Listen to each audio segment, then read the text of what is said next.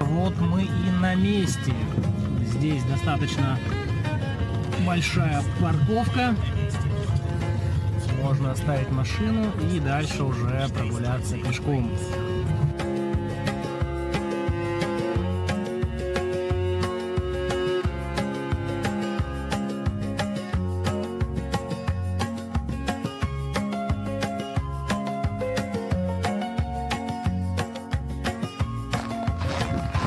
Чистейший, свежайший морозный лесной воздух.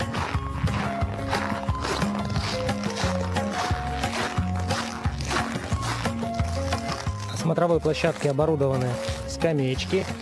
Эта зона отдыха называется «Наше зрение, наш мир» и открыта для жителей и гостей долины Туймада в день города Якутска в честь столетия офтальмологической службы Якутии. Наслаждайтесь видом и берегите зрение. Вид просто чудесный. Ну и как же без самого главного развлечения смотровых площадок — качели.